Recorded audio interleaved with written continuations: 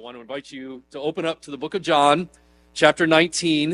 We're going to pick up at chapter 19. A couple weeks ago, we left off at the end of chapter 18. We'll talk about that in just a second. Thank you for letting me be gone last week. A handful of us went and worshiped with the Cypress congregation and had just a wonderful morning getting to know the saints there. Very encouraged by our visit there, and I look forward to things that our congregations can do together. We forget that we are a part of a broader fellowship of God's people, and sometimes we start to think that we exist on an island, and we do not. We need to strive to have more fellowship with other congregations, and I look forward to God working through us as we do that. So last time we were in this text together, we ended John chapter 18. Jesus has been taken to Pilate, the Roman governor, and Pilate begins to question Jesus, trying to get at the heart of the matter, trying to sort out exactly who this man is, why the Jewish authorities hate him so much that they want him dead, and what exactly is the threat that he poses to anyone, let alone the Roman government. And so they have this conversation about kingship and kingdoms, and we talked about that last time we came together. But this morning, we're going to get into chapter 19, and so just as a reminder, this is how chapter 18 ends. Pilate says, "It is your custom for me to release to you one prisoner at the time of the Passover. Do you want me to release this, the King of the Jews?" He's trying to give them an opportunity to back out of what they've decided to do to Jesus. And they shouted back, "No, not him. Give us Barabbas." And Barabbas had taken part in an uprising. So instead of the innocent Son of God being released, they cry for the release of a proven criminal and murderer. And so we ended with this thought, 1 Peter 3 and verse 18. "For Christ also suffered once for sins, the righteous for the unrighteous, to bring you to God." But this saga with Pilate is not over yet.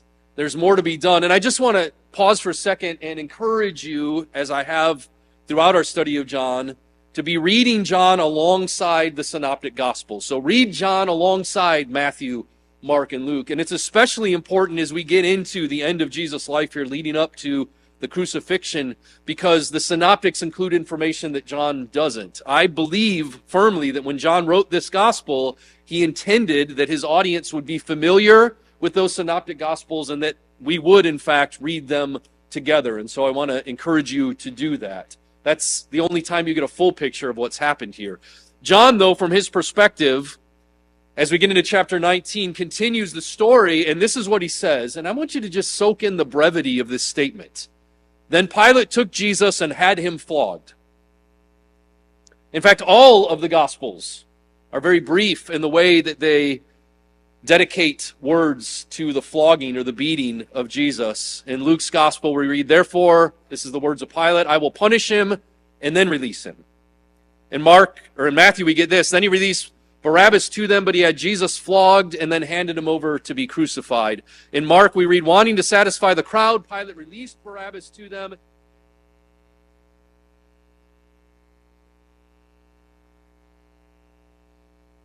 Perspective regarding this beating that takes place in Jesus' life as he's going to be led out to be crucified. And I find that extremely interesting.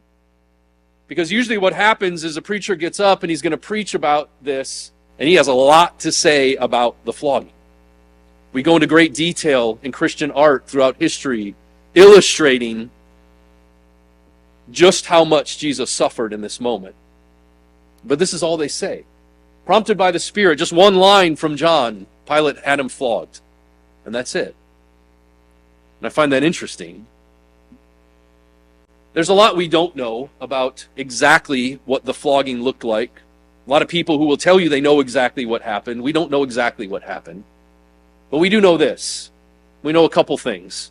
We know from the Synoptic Gospels that as Jesus was carrying his own cross to Golgotha, that at some point along the way, he wasn't able to do it anymore. And they had to take a man from the crowd there, Simon of Cyrene, and get him to help Jesus. It tells you the kind of physical state he was in.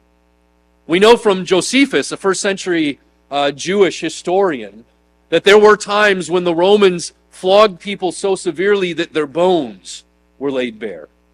So we know how extreme it could have been. But again, they don't go into detail. Our imaginations run wild. What would he have looked like? How much would he have suffered? But this is what is important. Going back to Isaiah 53 yet again, this suffering servant image that is painted for us of our Savior.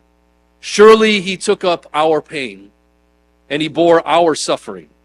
Yet we considered him punished by God, stricken by him and afflicted, but he was pierced for our transgressions. He was crushed for our iniquities. The punishment that brought us peace was on him, and by his wounds we are healed. I think one of the reasons the gospel writers don't go into graphic detail regarding the wounds of Jesus is because what's important isn't how much he suffered, but the reason that he suffered. That he did it willingly, and he did it for us. And I think that's why our imaginations run wild. Just how much did this man we love so much suffer in that moment? And I don't think we'll ever fully understand that. One sentence, Pilate flogged him. And then we continue in verses 2 and 3. The soldiers then, they twist together a crown of thorns and they put it on his head. This again is where reading alongside the synoptics becomes important, because we learn from them that Jesus was also taken to Herod, who was the actual king of the Jews from a Roman perspective at that point in time. And it was there that he was dressed in fine linen and mocked as well. But in this moment it says they clothe him in a purple robe. Why a purple robe? Because purple is the sign of what? Of majesty and royalty. What are they doing here with this crown of thorns and this purple robe? Are they honoring him in this moment? No, not at all. What are they doing? They're mocking him. They're belittling him. They're trying to illustrate that they are the ones in power and he is not. They are trying to put him on display to show just how weak and useless he is in this moment. This whole idea of being king of anyone is laughable, because look at what they were able to do him in that moment. And they went up to him again and again saying, "Hail, King of the Jews!" And they slapped him in the face. They're humiliating him as best they can in this moment. Once more Pilate came out and said to the Jews gathered there, "Look, I am bringing him out to you to let you know that I find no basis for a charge against him." Herod had found no basis for a charge against him. Pilate finds no basis for a charge against him. He's going to repeat that in just a few more sentences. He's letting them know this man, as far as I'm concerned, is innocent. Is that important? Yes. Because it establishes the innocence of Jesus. Again, we talked about it a couple weeks ago. Jesus is not given a fair trial here. Justice is not the goal of this trial. They have already determined that he must die, and we'll see the lengths that the Jewish leaders are going to go to as we go throughout this text to make sure that that happens, as they continue to manipulate Pilate into making the decision they want him to. But he's clear here. I find no basis for a charge against this man. When Jesus came out wearing the crown of thorns and the purple robe, picture this in your mind. Pilate makes this statement, "Here is the man," or "Behold the man." Here's a painting done by a 19th century Swiss and Italian artist named Antonio Ciceri. And this is how he visioned the scene playing out. You've got Pilate there on the right in the white robes, and Jesus there. And he's saying to the crowd of Jews, "Behold the man." That's what he titled this. Ecce homo, which is the Latin translation from the Latin Vulgate of exactly that statement. Behold the man. What is Pilate articulating in that statement specifically? Behold the man. What is he trying to say? That this man is of no threat. This idea that he must be put to death because he poses some kind of threat is ridiculous. I find nothing in him worthy of any charge against him. He's just a man, and I've proven it to you. Look at the crown of thorns. Look at the purple robe. Look at the wounds. This is a laughable matter. This man is totally insignificant. Here is the man. Something interesting about this statement, though. Behold the man. In the Greek translation of the Hebrew Scriptures, the Septuagint, that phrase, exactly that phrase, is found one time.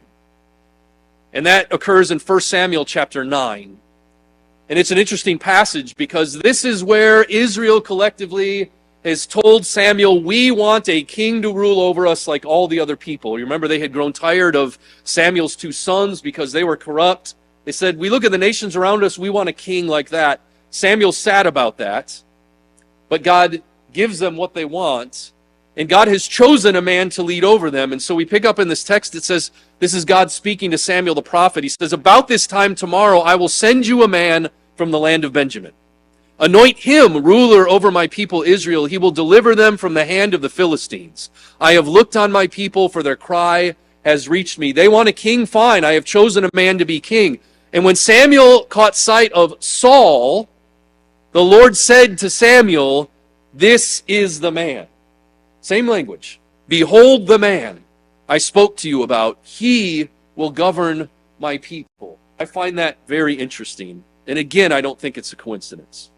When Pilate brings Jesus up in front of the people, having been beaten, wearing the crown of thorns, wearing the purple robe, having been mocked and humiliated, his intent in those words, behold the man, is to show just how impotent Jesus is in that moment. He poses no threat. This is not a king. This is just a man. But when God said those words about Saul, what is he saying? This man is the man I have chosen to be ruler over my people. And I want you to think for a moment about the two things that are happening simultaneously here.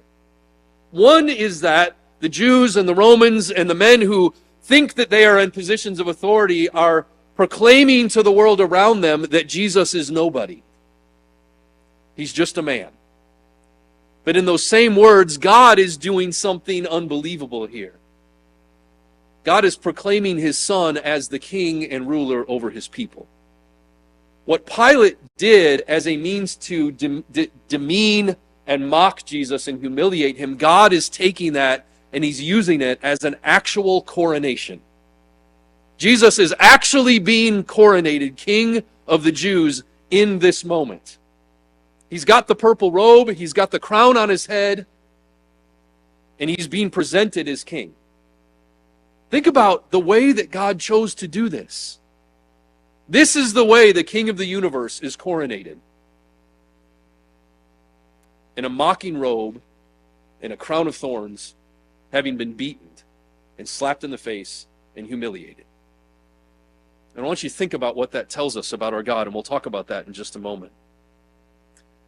And for the crowds, they have to wrestle with this. Can this bloodied, humiliated man standing in front of them really be the Son of God, God's anointed one, the Messiah, the Christ? How could that be possible? Surely this is not who we've been waiting for, because look at what is happening to him now. As soon as the chief priests and their officials saw him, they shouted, "Crucify, crucify." But Pilate answered, "You take him and crucify him. As for me, I find no basis for a charge against him." He repeats it. I got no reason to do that. And so now they need to manipulate Pilate into doing what they want. And so they start to lay it on thick and heavy. The Jewish leaders insisted, "We have a law